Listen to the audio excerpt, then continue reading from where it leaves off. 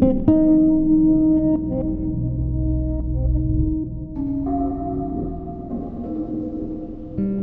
winding road to Witherford Manor was long and silent, bordered by skeletal trees that twisted under a pale sky.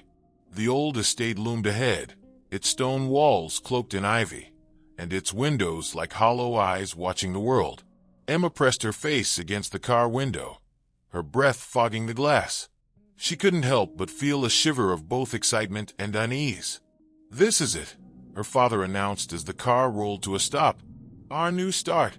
Emma's parents had always dreamed of restoring a historical home, and Witherford Manor, with its centuries-old charm and weathered grandeur, seemed perfect. But to Emma, the house felt more like a forgotten relic, its once grand facade now weather-beaten and grim. The first few days were a whirlwind of unpacking and repairs.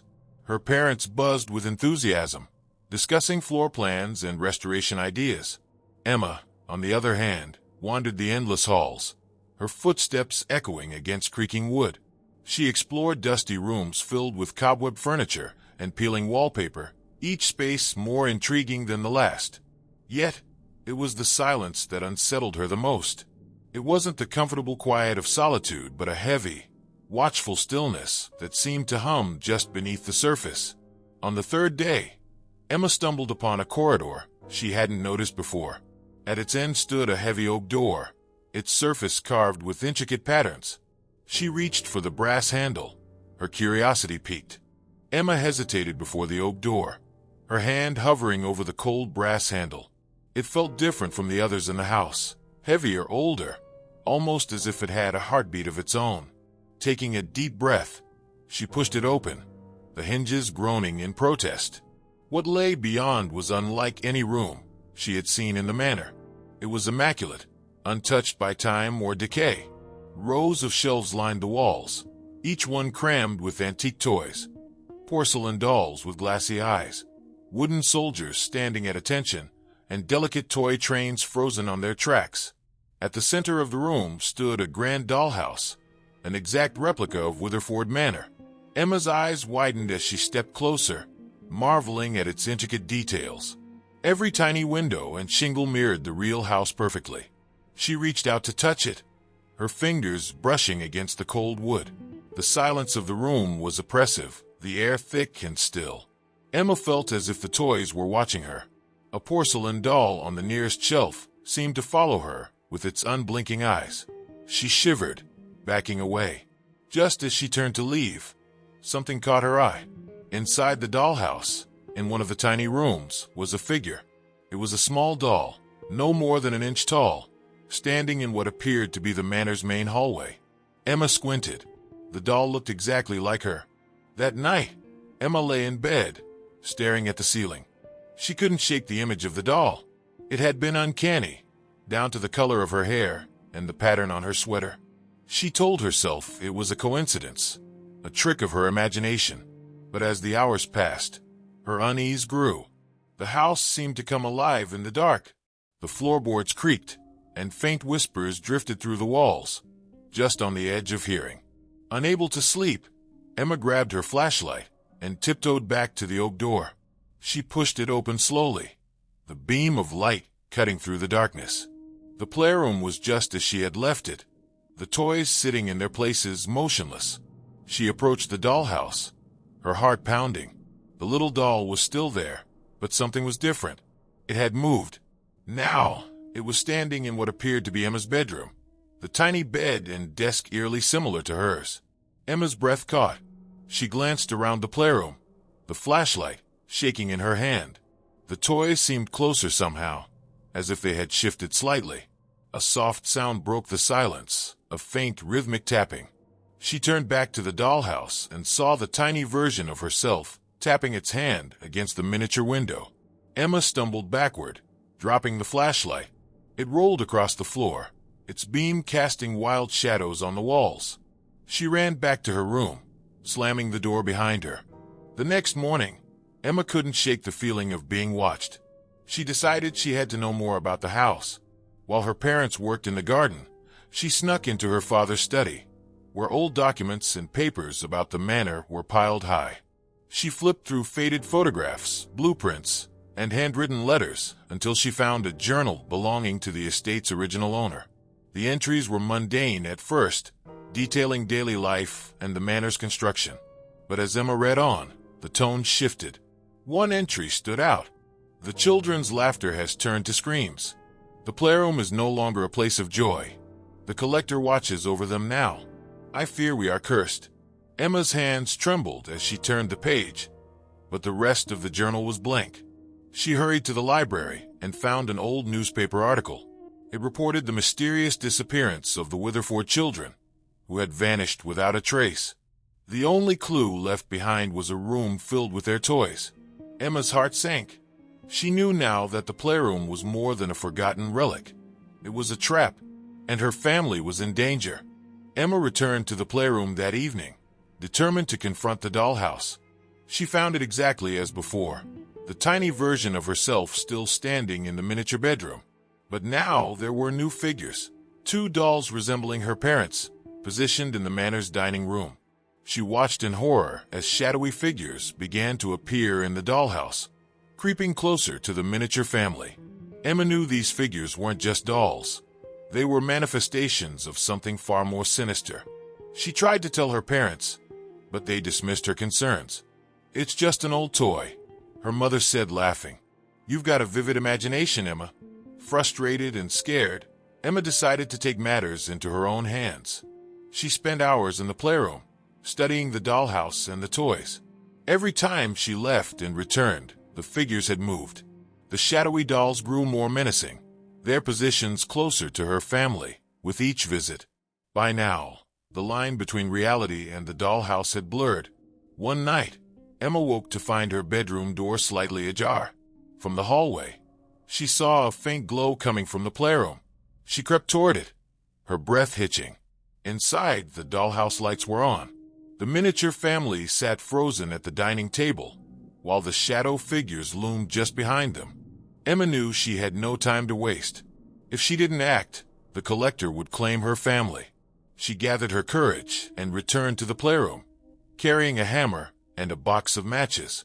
The dollhouse seemed to hum with energy as she approached, the tiny lights flickering. Emma hesitated, her grip tightening on the hammer. Then, with a cry, she swung it down. The first blow splintered the roof, sending shards of wood flying.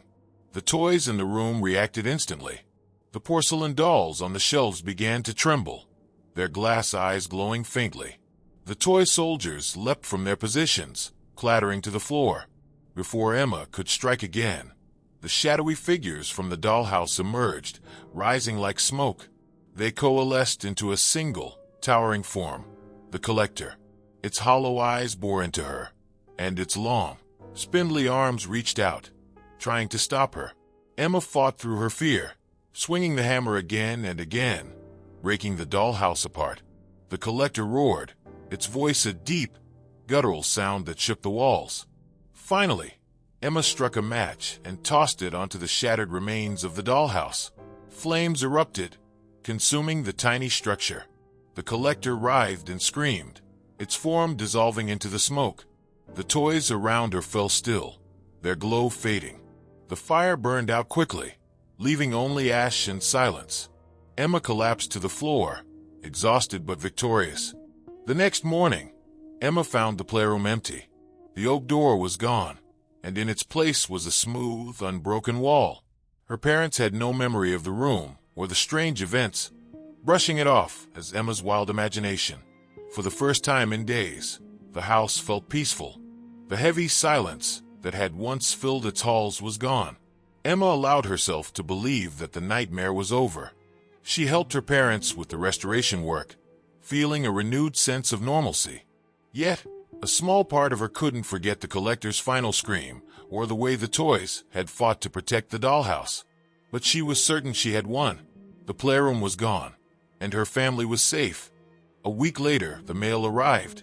Among the usual letters and packages was a small, unmarked box addressed to Emma. She opened it cautiously, her heart sinking when she saw what was inside. It was a doll. Not just any doll. This one looked exactly like her. Its glass eyes glinted in the morning light. and its tiny mouth was curled into a faint, knowing smile. Beneath the doll lay a single piece of paper. "You may leave the room, but the collector never forgets." Emma stared at the doll, her hands trembling. The heavy silence had returned, and once again, she felt the house watching her. The nightmare was far from over.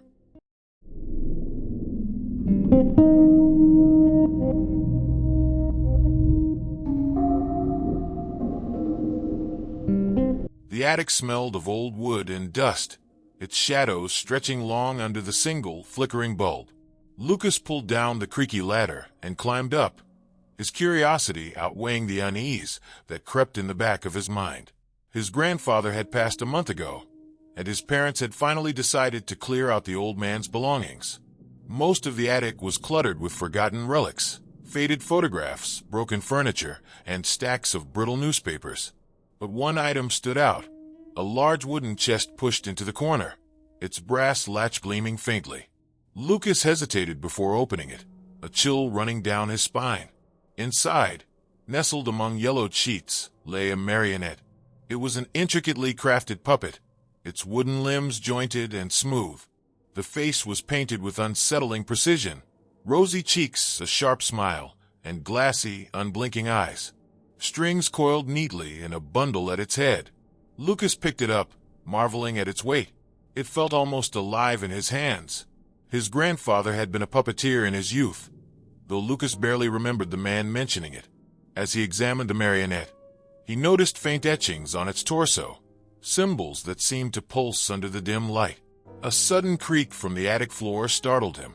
He quickly shut the chest and took the marionette downstairs, unaware that the shadows in the attic seemed to shift after he left. Lucas placed the marionette on his desk, but even in the familiar comfort of his room, it made him uneasy. Its painted smile seemed to shift under the glow of his desk lamp. He tried to focus on his homework, but the weight of the puppet's presence was palpable. That night, Lucas woke to the sound of faint whispers. Sitting up in bed, he scanned the room. Everything appeared normal, until his eyes landed on the marionette. It was no longer sitting upright on his desk. Instead, it slumped forward, its wooden hand dangling off the edge. Lucas frowned, sure he had left it seated properly. He got up, placed the puppet back, and returned to bed. The next day, things grew stranger. While Lucas was at school, his mother tidied his room.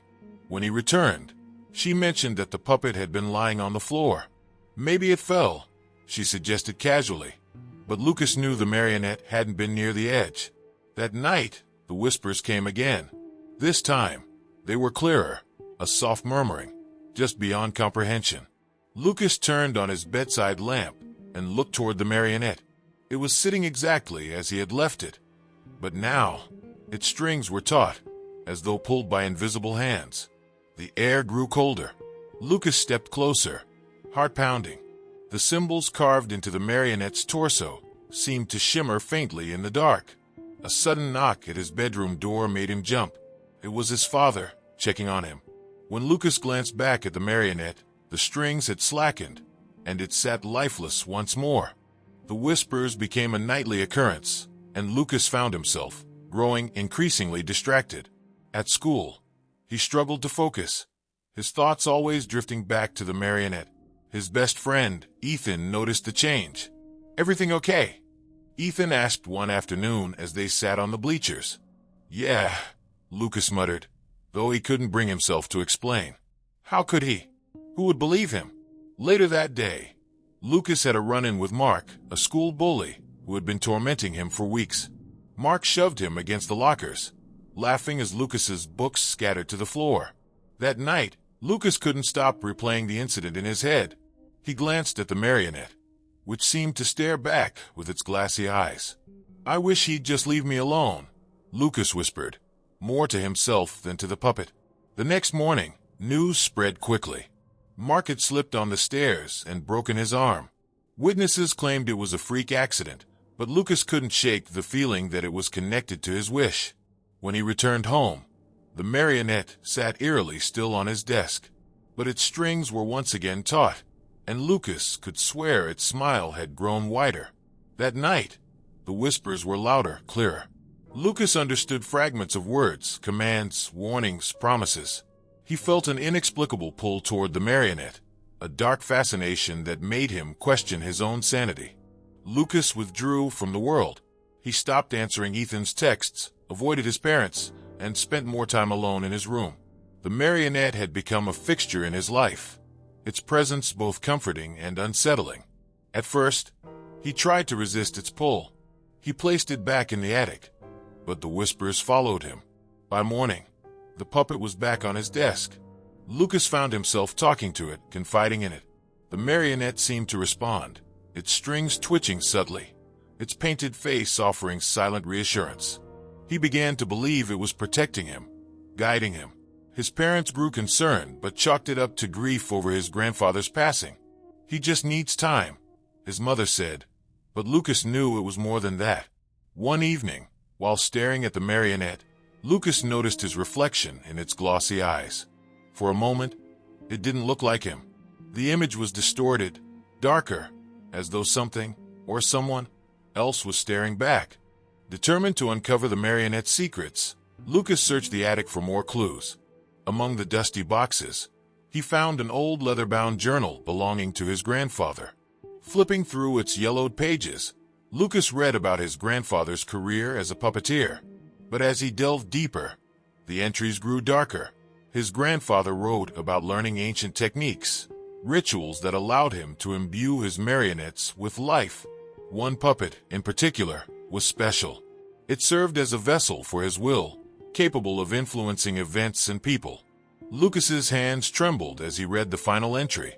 "The marionette will ensure my legacy lives on. Through it, I will find a new host." A chill ran down his spine. The marionette wasn't just a puppet. It was a conduit, a tool for possession. His grandfather's spirit was within it, and it had chosen Lucas as its next host. The whispers that had once seemed protective now felt insidious. Lucas knew he had to act before the marionette could claim him fully. That night, Lucas prepared to destroy the marionette. He locked his bedroom door, armed with a pair of scissors and a hammer. The marionette sat on his desk, its strings coiled neatly, as if waiting. Lucas hesitated, his heart pounding. He picked up the scissors and approached the puppet. As he reached for the strings, they suddenly sprang to life, wrapping tightly around his wrists. Lucas struggled, the marionette's limbs jerking violently, as though controlled by unseen hands. The whispers grew into a cacophony, filling the room with a deep, guttural voice. His grandfather's voice. "You cannot break the bond, Lucas." The voice boomed. "We are one."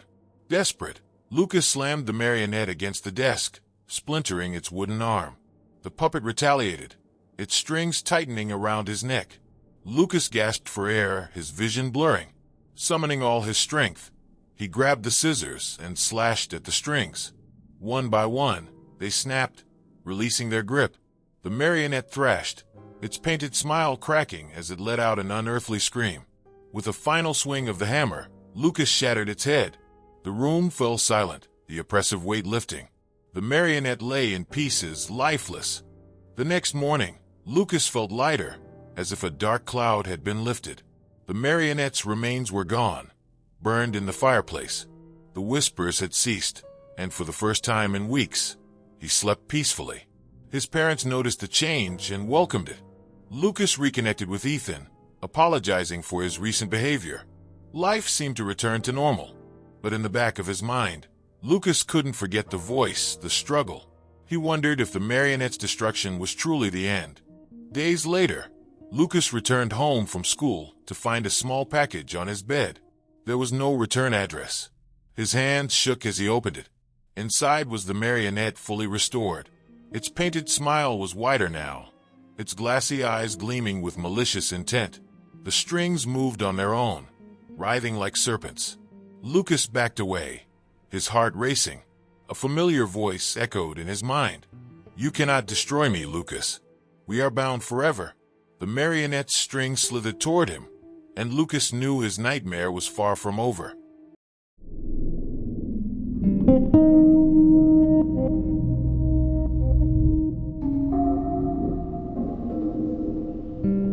The old house stood at the edge of a small, forgotten town. its worn facade and crooked shutters hinting at a past filled with secrets. Clara stepped out of the car, her eyes drawn to the towering structure. It was imposing, its shadow stretching across the overgrown yard. "This is it," her mother said, her voice a mix of exhaustion and optimism. "Our family's legacy." Clara, 17, wasn't sure what to make of the house. The peeling paint and creaky porch gave her an uneasy feeling, but Sam, her 10-year-old brother, seemed thrilled.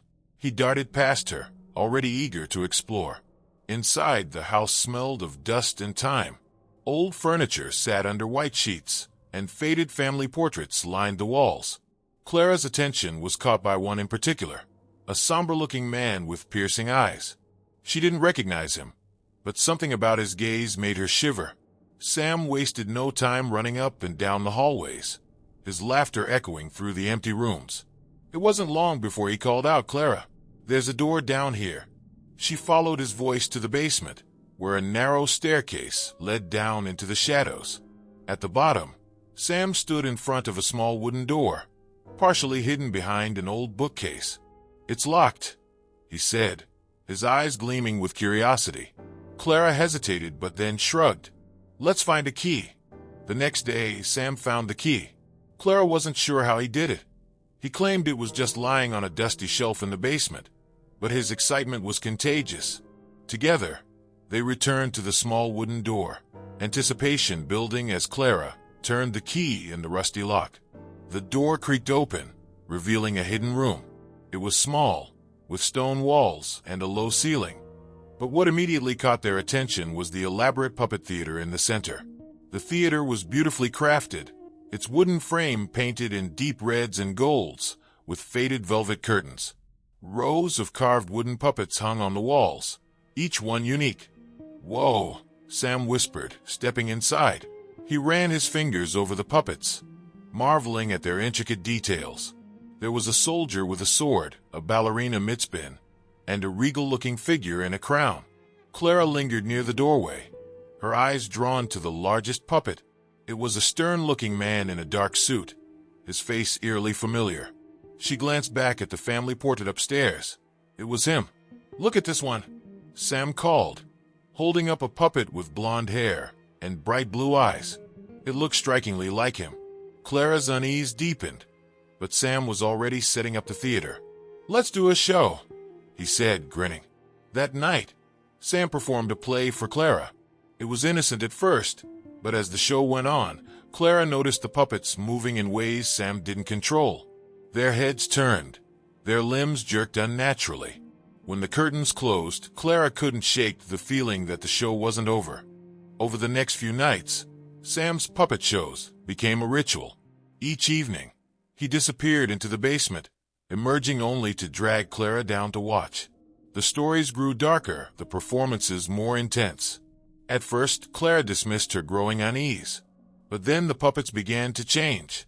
Their lifelike features seemed to grow more defined, their movements more fluid. One night, as Sam manipulated the puppets, Clara noticed one of them, an older woman in a flowing gown, glanced directly at her. She gasped, but when she looked again, the puppet was still. "Did you see that?" she asked Sam. "See what?" he said, his focus entirely on the strings in his hands. The next night, a new puppet appeared. It was a girl, about Clara's age, with dark hair and hazel eyes. Clara felt a chill as she recognized herself in its carved face. "Sam, where did that come from?" she asked, her voice trembling. "I found it in the back," Sam said, not looking up. "Isn't it cool? Now you're part of the show." Clara wanted to stop him, but she couldn't bring herself to. Each performance seemed to pull Sam deeper under the theater's spell. His bright energy was fading, replaced by an eerie focus. The final straw came when Clara noticed another puppet hanging on the wall, a boy with blonde hair and blue eyes, eerily identical to Sam. Determined to understand the theater's strange power, Clara began to dig into the family's past. She searched the house for clues, eventually finding an old trunk filled with documents in the attic. Among them was a leather-bound diary belonging to their deceased relative, the man from the portrait. The entries were cryptic, detailing his life as a puppeteer and his creation of the theater. At first, he described it as a source of joy, a way to bring stories to life. But the tone shifted in later entries. The puppets grow more lifelike each day. They whisper to me at night, demanding to perform their stories. I fear I've made a terrible mistake. Clara's heart raced as she read on. The final entry was chilling. The theater binds us. It hungers for our bloodline, trapping our souls in its wooden frames. We wear the puppets, they are us. Clara realized the truth. The theater was cursed, binding the souls of their ancestors to the puppets. Each generation had lost someone to its grip, and now it had claimed Sam. Clara's discovery only deepened her resolve. She tried to pull Sam away from the theater, but he refused. "They need me," he said one night, his eyes distant. "The puppets can't perform without me." His health began to deteriorate. His once bright blue eyes grew dull, and dark circles formed beneath them. He stopped eating and barely spoke, except when he was with the puppets. Clara pleaded with their parents to intervene, but they dismissed her concerns. "It's just a phase," her mother said. "He'll grow out of it." One night, Clara sneaked into the basement while Sam slept. She stood before the theater, the puppets hanging lifelessly on their strings. The puppet resembling Sam swayed slightly, as if moved by an unseen breeze. "You won't take him," Clara whispered. But when she reached for the puppet, the theater seemed to come alive. The air grew heavy, and a deep, resonant hum filled the room. The puppets' heads turned in unison, their glassy eyes fixed on Clara. She stumbled back, her heart pounding. She knew then that destroying the theater wouldn't be easy. It would fight to keep its hold on Sam. The next night, Clara knew she had to act. Sam was preparing for another show, his movements mechanical as he set the stage. Clara waited until he began, then stormed into the basement, a determined look on her face. "Clara, what are you doing?" Sam asked, his voice hollow. "I'm ending this," she said, grabbing the puppet that resembled her brother. As soon as she touched it, the room erupted in chaos. The theater's wooden frame groaned and splintered, the puppets jerking violently on their strings. The air was thick with a supernatural energy, and the deep hum Clara had heard before now roared like a storm. The puppets leapt from their places, their strings lashing out like whips. Clara dodged them, determined to break the theater's hold. She reached for the velvet curtains, tearing them down, revealing a hidden compartment within the theater's frame. Inside was a small, glowing orb, its core pulsing with a dim light. Clara knew instinctively that this was the theater's heart, the source of its power. The puppets screamed, their wooden faces contorting in agony as Clara grabbed the orb. The strings wrapped around her arms, pulling her back, but she fought with every ounce of strength she had. With a final surge of will, she smashed the orb against the stone floor. The light exploded, flooding the room with a blinding glow. The puppets collapsed lifeless once more. Sam crumpled to the ground, unconscious but breathing. Clara knelt beside him, tears streaming down her face. The theater was silent. For the first time in weeks, the house felt calm. The oppressive atmosphere had lifted, and Sam slowly began to recover. His color returned, and his playful nature resurfaced. Clara and Sam worked together to dismantle the puppet theater, burning its remains in the backyard. As the flames consumed the wood, Clara felt a sense of closure. Their parents noticed the change too, relieved to see their children happy again. "I told you it was just a phase," their mother said with a smile. Clara didn't correct her. She knew the truth of what they had faced, but she didn't want to burden them with it. For weeks, life returned to normal. The basement remained sealed, and the family settled into their new home. Clara allowed herself to believe that the nightmare was finally over. Months later, a package arrived at the doorstep. It was small and unmarked, addressed simply to Sam. Clara felt a chill as Sam opened it. Inside was a single puppet, its wooden face carved into an eerie likeness of her brother. Its painted smile seemed wider than it should have been, its glass eyes gleaming in the dim light. "Who sent this?" Clara whispered, her voice trembling. Sam didn't respond. His eyes were fixed on the puppet as its head slowly turned, and its wooden mouth curled into a knowing smile. Clara stepped back, her heart pounding. The curse wasn't broken. The theater's game had only just begun.